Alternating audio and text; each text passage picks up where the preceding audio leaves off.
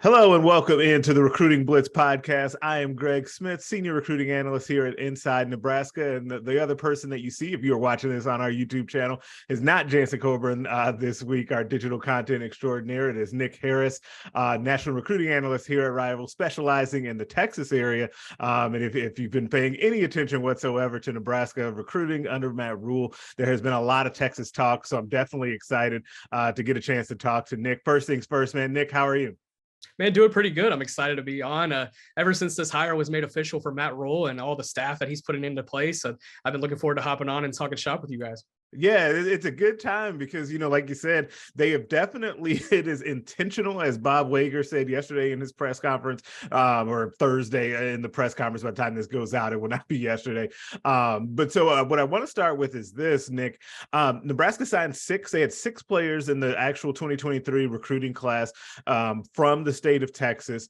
It has been, like I said, intentional that they're going after those guys. A seventh guy, Gage Wager, Bob Wager's son, is walking onto the team as well.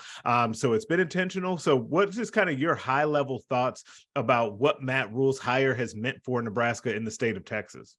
Yeah, absolutely. He's made Nebraska a brand again in the state of Texas, and I think that's the most important thing that he was able to do in his first 100 days or so as the head coach of the Huskers. Being able to do that is very important in the state of Texas. Because it's just important to do in recruiting as well. Because most of the kids, whether you like it or not, they chase the brands and they chase the logos. So being able to just reestablish the brand not only around the country, but in the state of Texas, as it was intentional, as Bob Wager said, and as I'm sure Matt Rhule would tell you as well, being able to do that's big time. And they were able to do that very early on in the 2023 class. They were able to reestablish some relationships that the past staff members either had at previous stops, or for Matt Rhule's case at Baylor and Garrett McGuire's case at Baylor and his other stops.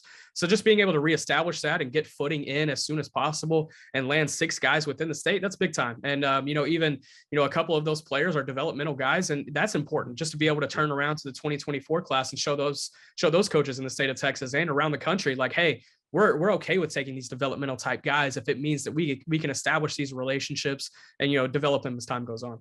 Yeah, and one of the things that Matt Rhule said during his February signing day press conference that reminded me of what you're saying about taking developmental guys, he says he does not want Nebraska to be a program that shies away from taking guys based on senior tape, right?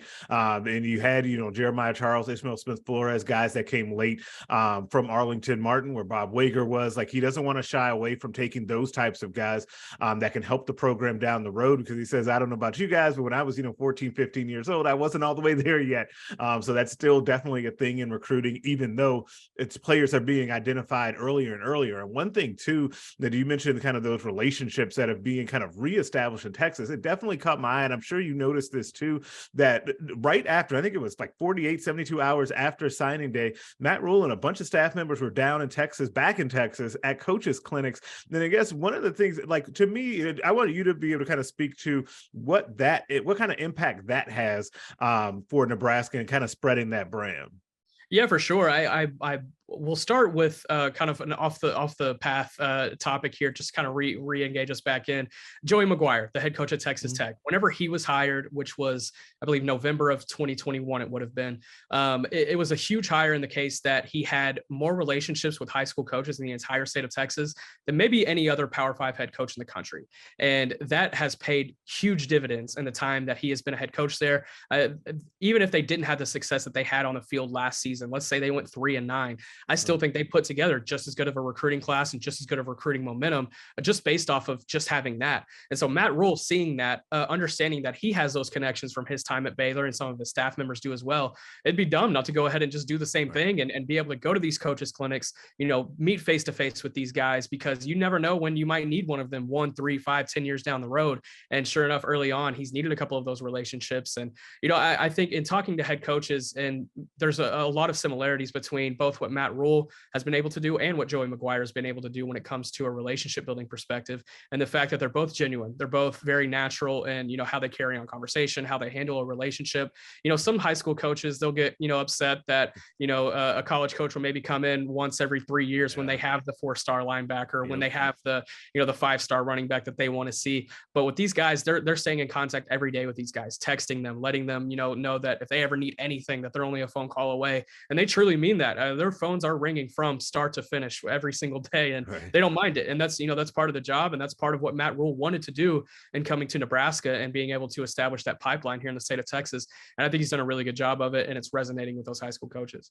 Yeah, and one of the best ways to kind of have that resonate with high school coaches is something that a hire that Matt Rhule made, or one of the key hires that he made. And Bob Wager, as I mentioned earlier, came straight from high school ranks with Arlington Martin, where he was wildly successful down there. He'd been there for 17 years, and had a very strong winning percentage down there. I guess when you kind of first heard that news and found out that he was going to be joining Nebraska staff at tight end, I guess what was your initial impression, and what kind of impact can Bob Wager have on Nebraska's recruiting efforts in Texas? Yeah, it didn't entirely surprise me. I think the only thing that may have surprised me about the hire was just the case that if I ever saw Bob Wager leaving Arlington Martin for a college job, I figured it would have been in the state of Texas. But Right. now that we kind of know a little bit more context, it basically is a state of Texas job, just because with how much approach that they're taking in the state. But talking about the hire itself, I think it's fantastic for a multitude of reasons. Number one, his relationships, obviously, in the state of Texas. Arlington Martin is one of the bigger powerhouse programs in the state. They're really connected with Under Armour, and he's been really big in developing that relationship with Under Armour. I think that's just very important to the culture that he was able to build at a public school with in a school district with 6 different high schools, where there's a lot of competition for pulling players in, and that's a big thing in the state of Texas, being able to just have a program that recruits itself almost. Obviously, you can't recruit kids as a high school Right. program, but if you have the facilities, which he was able to have, if you have the financial backing, whether it be from Under Armour or boosters or whatever, he was able to develop that and attract talent. And as a result, he was able to find a lot of success. And his experience, I think, is going to be really key on this staff. There's a lot of young members on this staff, which is something I really like about the Nebraska staff. But at the same time, you still need those veteran voices that have experience at different levels and have experience with different kinds of kids. And Bob Wager is that. He has experience with the high school kids. He has experience with the college kids. And these kids move on and go to different programs around the country. He's staying in contact with them, and he's with them every step of the way of their football career. So that's been a big part of what he's been able to do at Arlington Martin. And I think, lastly, culture building. To build a big culture at Nebraska, I think, is something that fans would love to see. I think it would be huge in keeping that high attendance record in place for the Huskers, and kind of reestablish what Nebraska football means. I think Bob Wager would be a huge part of that inside the locker room. Yeah, absolutely. And just a little bit that we've heard from him already, like you can kind of see that. And he talked about, kind of that relationship building. One of the things that I thought was super unique that he mentioned, I would have never thought of this. He was asked about how his, recent high school experience and coming straight from high school can help him in his college job now at Nebraska. And he talked about being on the other side of that desk when the coaches come to his high school, and how now he knows kind of how to kind of move and operate when he goes to high schools. And now he's in that role, and he knows what those coaches are looking for. I found that to be fantastic insight. We do have a story up about that on Inside Nebraska right now too, because I just thought that was so interesting. But you mentioned Bob Wager's experience. On the other side of that experience spectrum is Garrett McGuire, obviously Joey McGuire's son, the coach of Texas Tech. We've talked about a couple of times already. He's not as known, obviously, because his resume is a lot thinner than most all of the coaches that are on this staff. So I guess, what are your impressions of Garrett McGuire, kind of knowing of him down in Texas?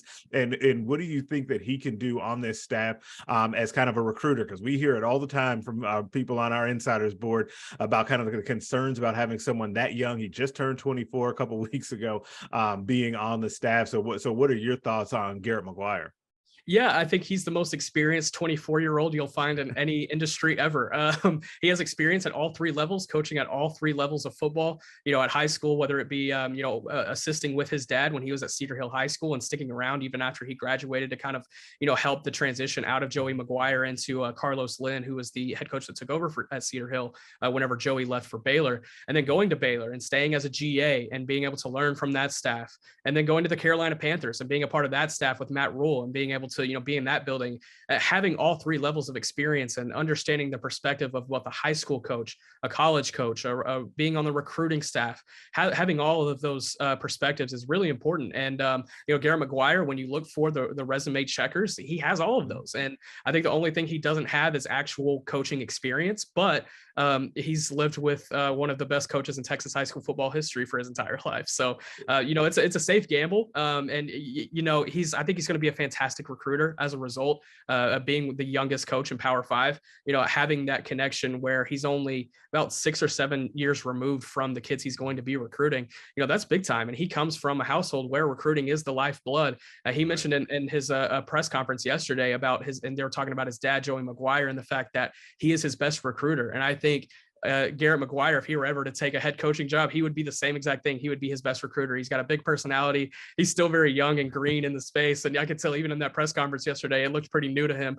But, as he comes into his own and as he gets going, he's going to be wanted by everybody in the country. And I think it's going to be a fantastic, thing for Nebraska to go ahead and have him in the building, just to have that experience in the short time as a head coach. And then obviously having the relationships that he has, it's huge. And I think it's the biggest 24-year-old hire you can make.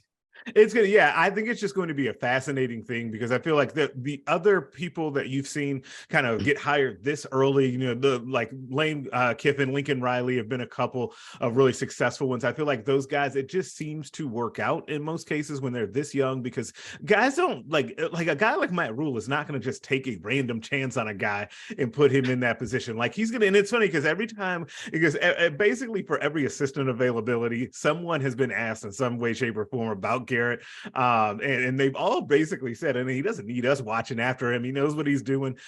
He does as much film work and study as any of us here. He's here in the building at 4:30 a.m.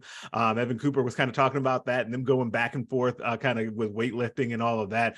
So it's really interesting. That one will be fascinating to see this play out. And one of the off the field hires, and Matt Rhule has made several behind the scenes hires. I think it's like 50 hires behind the scenes that he's also made. It's the biggest staff in the Big Ten. I think it's bigger, slightly bigger than Ohio State staff. But Matt Rhule's chief of staff for football has been named as Dr. Susan Elza, who comes from Texas as a well-respected member down there, running kind of the Coaches Association and all of that. And the thing that continues to come up every time she's mentioned in one of these press conferences, just how well-respected she is. I think Garrett McGuire referred to her as a dynamic home run hire for Matt Rhule, and Matt Rhule basically said the same thing. So kind of walk us through kind of your experience with her and like what you know about kind of the relationship builder that she's been throughout her past and why she's so respected.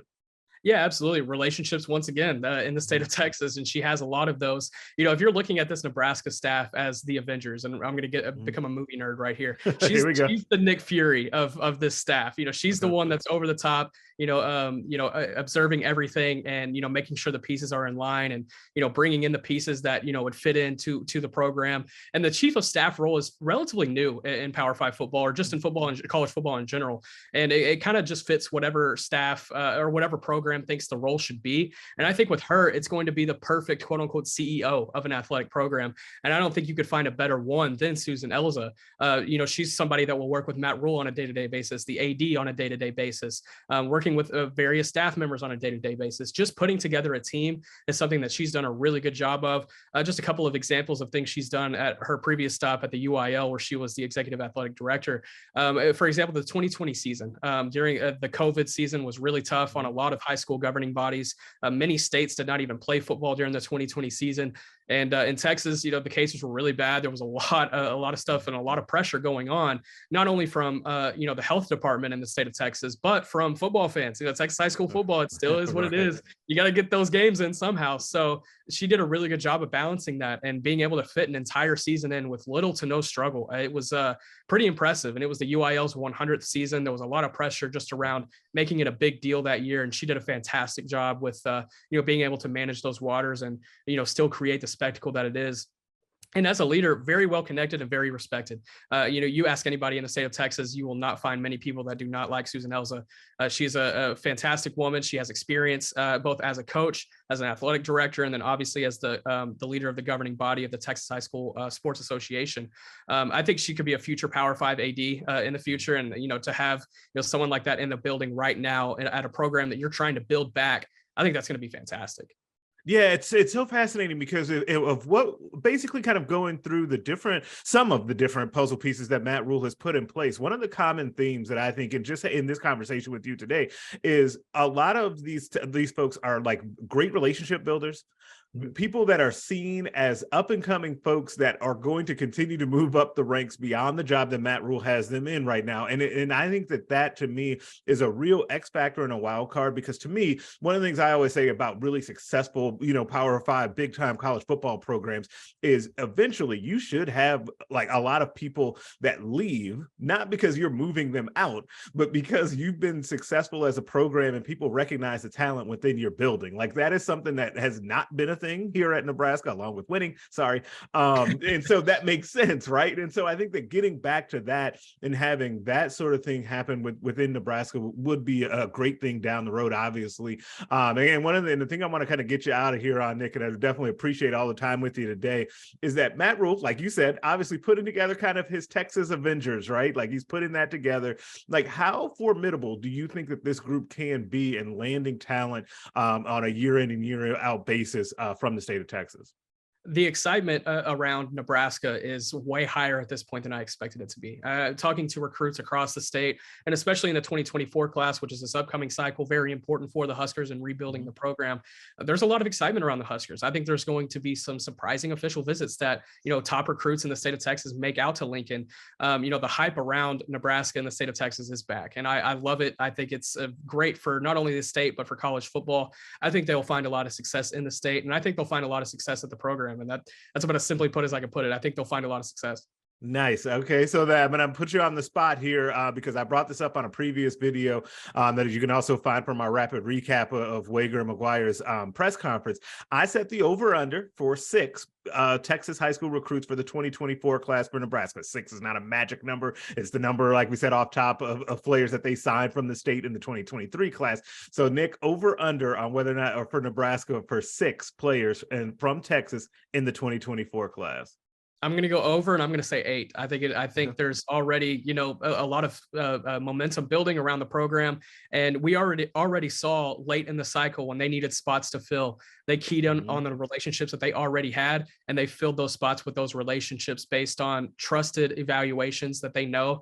And the most trusted evaluations that they can get is from coaches that they know, and most of the high school coaches that they know are in the state of Texas. So, it wouldn't surprise me if they end up with 5 or 6 coming out of the early signing period, and then they add 2 or 3 once again going into February, just as they did this year, because they found a lot of success doing it. So I would say 8, and I would definitely say over.